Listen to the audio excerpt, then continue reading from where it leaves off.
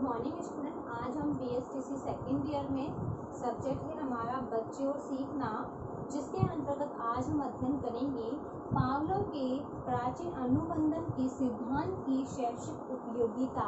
यानी पावलोव ने जो अपना सिद्धांत दिया, जो प्रयोग किए, उसके बाद उन्होंने उसकी क्या उपयोगिता बताई है, हम किन किन चीज़ों को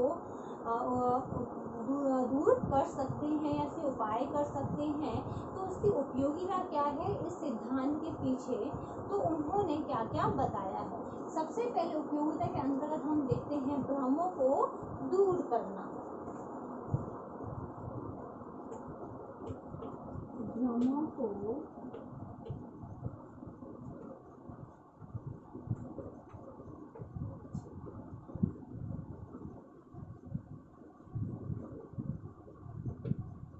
अब हम देखते हैं भ्रमों को दूर करना, किस प्रकार हम प्रयोग के माध्यम से हम भ्रमों को दूर कर सकते हैं।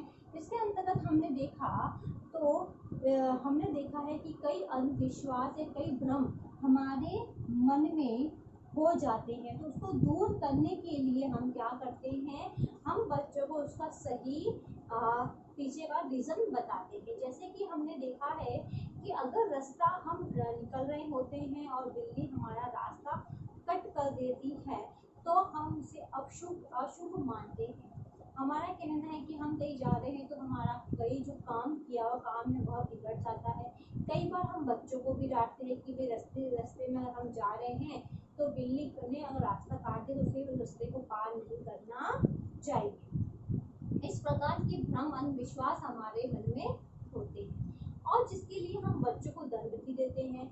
कि हमने कई बार देखा है कि हमारी जो मम्मियाँ होती हैं तो वे भी ऐसे ही करती है कि भाई तुम यहाँ से जाएगा तो झापट मारूंगी, या एक झापट पड़ भी जाता है कि जब हम उस रास्ते को क्रॉस करते हैं, तो बच्चे के मन में वो भ्रम पैदा हो जाता है कि भाई बिल्ली ने रास्ता कट किया है और मैं वहाँ से निकलता हूँ तो मम्मी मुझे मारेगी या मुझे दंड मिलेगा। तो दंड न देने पर हम भ्रमों को दूर करने की कोशिश करते हैं, क्योंकि ऐसा कुछ भी नहीं होता है। तो हम इस प्रयोग के माध्यम से हम जो भी अंधविश्वास है, जो भी भ्रम उत्पन्न हुआ है, उसको पूर्णतः दूर करने की कोशिश करते हैं। फिर नेक्स्ट है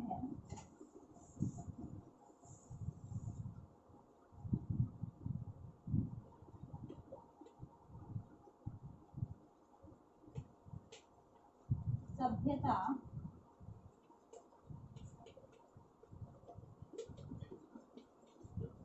एवं संस्कृति की उन्नति में सहायक।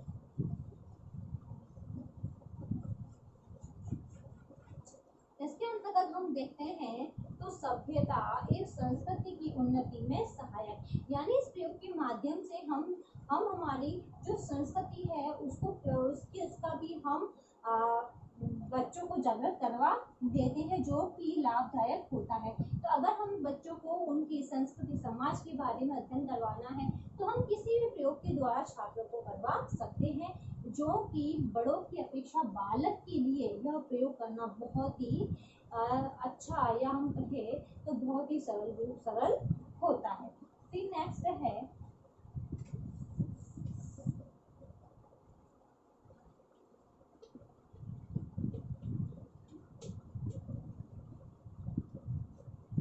समायोजन में सहायक। समायोजन में सहायक, इस सिद्धांत की सहायता से हम वातावरण के साथ समायोजन करने में हमें बहुत ही सफलता मिल जाती है। हम वातावरण के अनुकूल उस चीज को हम उस प्रयोग को कर पाते हैं। फिर नेक्स्ट है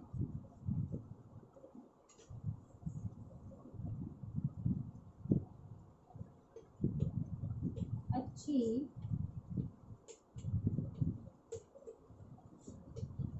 आदतों का निर्माण। अब हम इस प्रयोग के माध्यम से अगर हमने देखे तो उसकी उपयोगिता क्या है कि हम इसमें अच्छी आदतों का निर्माण बालकों के अंतर्गत कर सकते हैं, जैसे हम अनुशासन, प्रियता, सहयोग, सफाई, बड़ों का आदर करना आदि हम इसके माध्यम से हम बालकों को सिखाने का प्रयास करते हैं, जिससे योग के माध्यम से बालकों में अच्छी भावनाओं का विकास हो जाता है। फिर है नेक्स्ट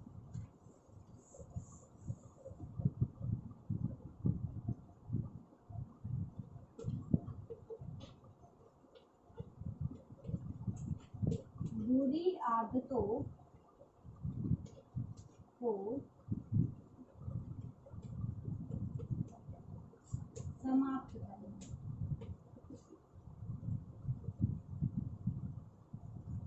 अब हम इस प्रयोग के माध्यम से हम जो बुरी आदतें होती हैं, जो अंधविश्वास होते हैं, उसको दूर करने की कोशिश करते हैं।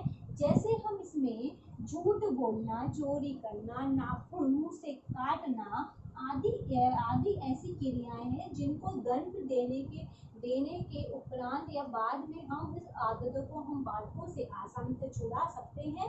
तो हम इस प्रयोग के माध्यम से क्या कर सकते हैं, हम बुरी आदतों को छुड़ा सकते हैं। फिर नेक्स्ट है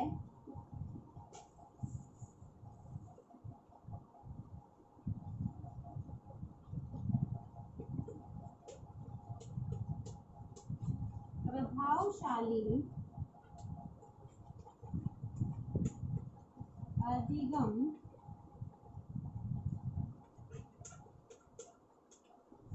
के। अब हम देखते हैं प्रभावशाली अधिगम के लिए हम कोई ना कोई क्रिया को दोहराना चाहते हैं। तो इस सिद्धांत के अंतर्गत अगर हम देखें तो प्रभावशाली अधिगम हम आसानी से करवा सकते हैं। और इसके अंतर्गत हम देखें गणित है, इतिहास है, भूगोल है, विज्ञान है आदि विषयों में हम इसके अंतर्गत हम अच्छे से प्रभावशाली तरीके से छात्र को सिखाने का पूर्ण प्रयास करते हैं। फिर नेक्स्ट है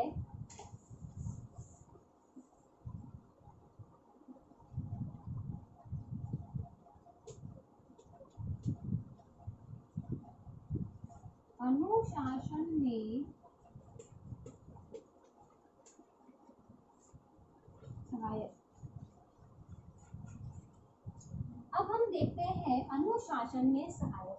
हम इस प्रयोग के माध्यम से किस प्रकार अनुशासन करवा सकते हैं। तो हम सामूहिक रूप से अगर जब हम इस प्रयोग को करते हैं तो समूह में छात्र को बिठाते हैं। समूह में छात्र बैठकर अनुशासन में रहना भी सीख जाता है। इसके लिए अनुबंधन की जो सिद्धांत है उसकी सहायता ली जाती है, जिससे बालक अनुशासन में सीखने में बहुत ही सहायक मिलती है। फिर नेक्स्ट पॉइंट है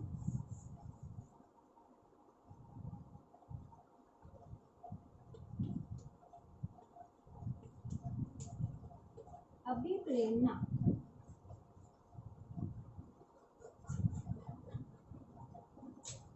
अब हम देखते हैं अभिप्रेरणा। इस प्रयोग के माध्यम से बालकों में अभिप्रेरणा भी जागृत होती है, जो कि हम बालकों को समय समय पर प्रयोग के माध्यम से अभिप्रेरित करते रहते हैं।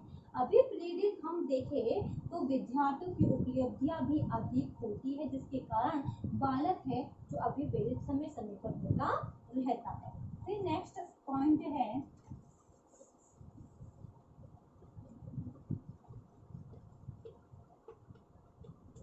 संवेगात्मक एकता में सहायक। संवेगात्मक एकता में सहायक। हम इस प्रयोग के माध्यम से संवेगात्मक एकता में सहायक यह बहुत सिद्ध होता है, क्योंकि इसके अंतर्गत हम मानसिक असमानता है, उनके संवेग से, उनके इमोशंस है, इन चीज़ों को हम स्थिर रख पाते हैं, जिससे बालक में अपनी जो इमोशंस है उनमें एकता पाई जाती है। तो ये थी इसकी शैक्षिक उपयोगिता। अब इससे संबंधित आज का आपका होमवर्क है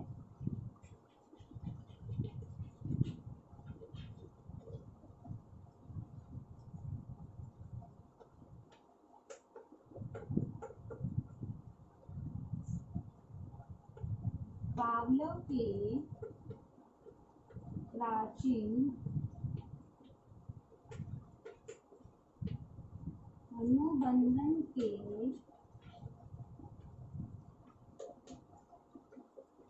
सिद्धांत की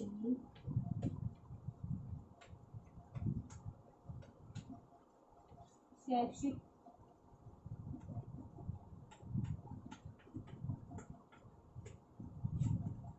उपयोगिताओं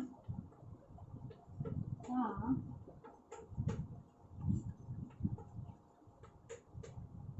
वर्णन कीजिए। पावलोव के प्राचीन अनुबंधन के सिद्धांत की शैक्षिक उपयोगिताओं का वर्णन कीजिए। ये क्वेश्चन आपको आपके नोटबुक में उतारना है। अंत में एक विशेष बात, जैसा कि आप सभी को पता है कि देश में कोरोना जैसी महामारी बहुत फैल रही है।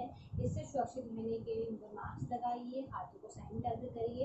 यदि आप बाहर जाते हैं, किसी व्यक्ति के कांटेक्ट में आते हैं, तो कम से कम 6 फीट की दूरी बनाए रखिए, जिससे आप सुरक्षित रहोगे तो आपका घर भी सुरक्षित रहेगा।